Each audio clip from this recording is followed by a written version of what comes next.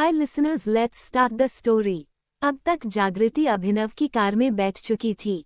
अभिनव भी ईशानी जी और ब्रिजेश जी के पास आया और बोला, आपको फिक्र करने की जरूरत नहीं है, मैं उसे कभी कुछ नहीं होने दूंगा और उसका पूरा ख्याल रखूंगा। इसके बाद अभिनव भी कार में आकर बैठ गया। ड्राइवर ने कार मेंशन हवेली की ओर बढ़ा दी। जागृति के माता पिता उसे जाते हुए देख रहे थे, जिसके बाद वे भी अपने घर चले गए। इधर कार में जागृति की आंखों से आंसू गिर रहे थे। वहां तो उसने गुस्से में अपने आंसू छुपा लिए थे, पर अब वे उसकी आंखों में थम नहीं सके। जागृति कार से बाहर देख रही थी, इस वजह से अभिनव ने उसे रोते हुए नहीं देखा था।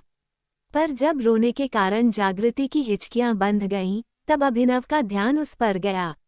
उसने जागृति को अपनी ओर मोड़ा, उसे पानी पिलाया और उसकी पीठ धीरे धीरे सहलाने लगा। जब उसका सुबकना बंद हुआ, तब तक वे मेंशन पहुंच चुके थे।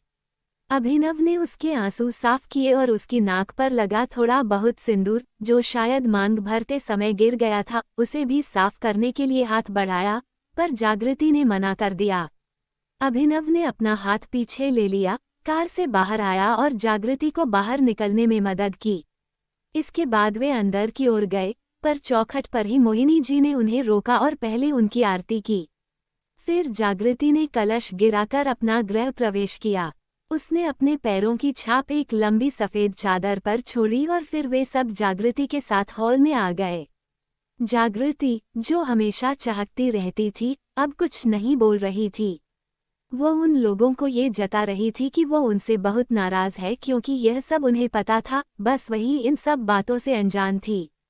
वो माही की तरफ देख भी नहीं रही थी, क्योंकि सुबह कॉल करने पर भी माही ने उसे कुछ नहीं बताया था, उल्टा उसे शादी के लिए राजी भी करवा लिया।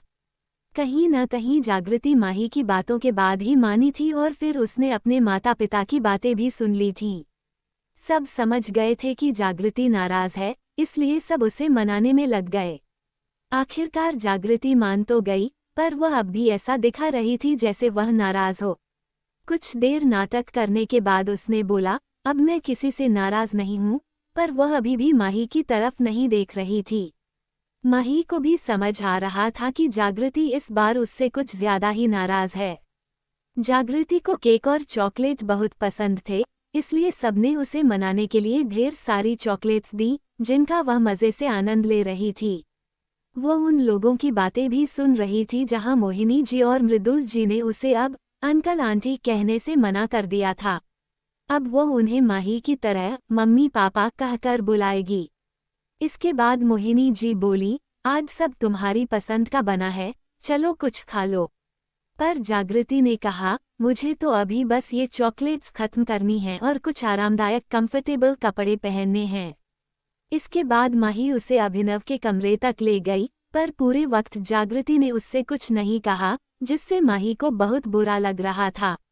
माही बोली, जागृति, मुझे माफ कर दो, मैं तो तुझे सरप्राइज देना चाहती थी। ये कहते कहते माही का गला भर आया और उसकी आंखों से आंसू छलक गए। जागृति ने जब माही को रोते देखा, तो उससे रहा नहीं गया।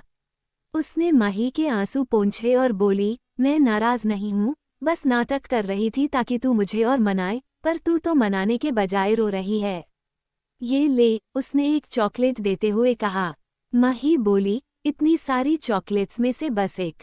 जागृति ने कहा, हाँ, बस एक, यही तेरी सजा है। पर यार, तुम लोगों ने मिलकर मुझे कहाँ पहुँचा दिया।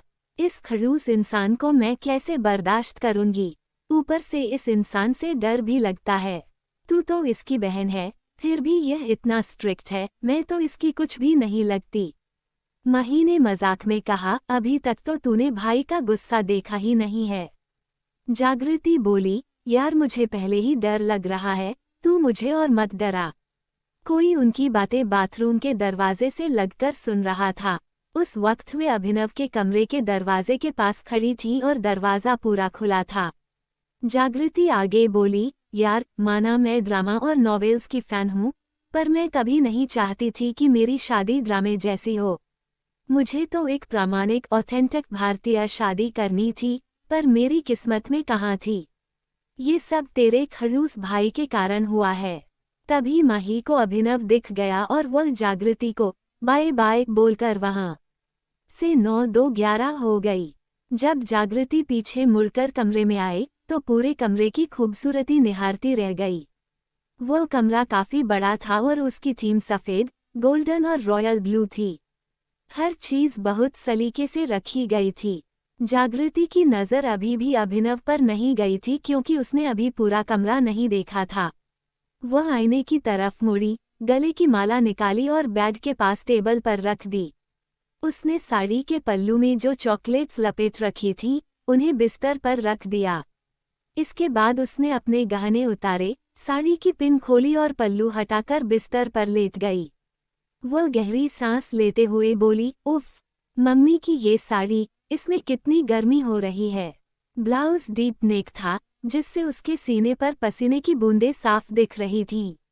उसने जब ऊपर देखा तो पाया कि सीलिंग के बीचों बीच एक बहुत सुंदर झूमर लगा था और आसपास मिरर वर्क किया गया था, जिसमें वह अपना अक्स साफ देख पा रही थी, जिसमें उसका पूरा बदन आईने के अलग अलग हिस्सों में दिख रहा था।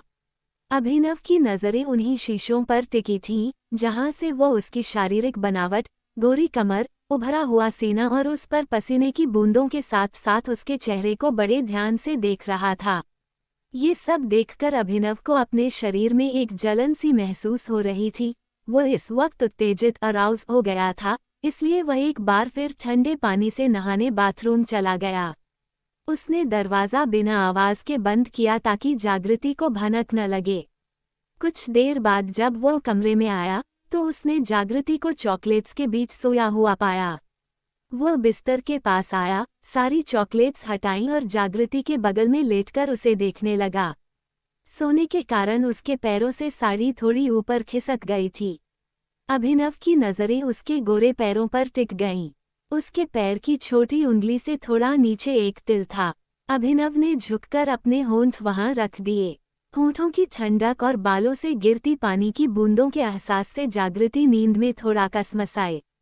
अभिनव खुद पर नियंत्रण खोता, इससे पहले उसने एस बड़ी का तापमान कम किया, उसे एक पतले कंबल से ढक दिया और कपड़े पहनने के लिए क्लोजेट में चला गया। तैयार होने के बाद वो ऑफिस के लिए निकल गया। शाम के 6 बजे दरवाजे पर दस्तक होने से जागृति की नींद खुली। उसने अपना हुलिया ठीक किया और दरवाज़ा खोला। माही बोली, जागृति यार, नीचे मम्मी बुला रही हैं। माही उसे देखकर हंसने लगी क्योंकि उसके बाल बिखरे हुए थे और साड़ी जैसे तैसे लिपटी थी। जागृति ने कहा, माही बस कर, मैं तो अपने साथ कुछ लाई भी नहीं हूँ, तू अपने कोई कपड़े दे दे। माही बोली, तेरे क्लोजेट में जाकर देख, तेरे कपड़े हैं। जागृति चौंक गई, पागल है क्या? यह मेरा घर थोड़े ही है जो मेरे कपड़े यहाँ मिलेंगे। माही ने हंसते हुए कहा, अब ये तेरा ही घर है और यह कमरा भी तेरा ही है। माही क्लोजेट से जीन्स टॉप लाई और जागृति को दिया। जागृति फ्रेश होकर नीचे आए जहां सब उसका इंतजार कर रहे थे। मोहिनी जी ने शाम की चाय और स्नैक्स मंगवाए। नौकर मफिन्स लेकर आए जो माही और जागृति दोनों को बहुत पसंद थे। इधर ईशानी जी और ब्रिजेश जी को अपना घर आज बहुत खाली लग रहा था। वे दोनों अपनी बेटी के कमरे में उसकी बचपन की तस्वीरें देख रहे थे। जागृति सबके साथ तो थी, पर उसे अपने माता पिता की याद आ रही थी। मोहिनी जी ने यह बात समझ ली और ईशानी जी को कॉल कर दिया। ईशानी जी ने फौरन कॉल उठाया और फिर मोहिनी जी ने फ़ोन जागृति को दे दिया। जागृति चुपचाप अपनी माँ की आवाज़ सुनती रही। ईशानी जी बोल रही थीं, हेलो बेटा, कुछ तो बोलो। तुम ठीक तो हो ना? हमारी याद तो नहीं आ रही। मुझे पता है तुम हमसे नाराज़ हो, पर यकीन मानो हमने जो किया तुम्हारी भलाई के लिए किया। जागृति अपने आंसू नहीं रोक सकी और रोते हुए, हेलो मम्मी, कहा और फिर फूट फूट कर रोने लगी। वो वहां से भागकर अपने कमरे में चली गई। मोहिनी जी ने फ़ोन उठाकर ईशानी जी को संभाला। इधर कमरे में जागृति बिस्तर पर लेटकर रोती रही। जब वो उदास होती थी तो चॉकलेट खाती थी, इसलिए उसने टेबल पर रखी चॉकलेट्स खाना शुरू कर दिया। उसे मीठा बहुत पसंद था और इसके पीछे एक खास वजह थी। कहते हैं कि मीठे का नशा नहीं होता, उसे अपनी मर्जी से आदत बनाना पड़ता है। Thanks for listening, cuties. Do like, subscribe and press the bell icon for further updates, and also comment for next episode.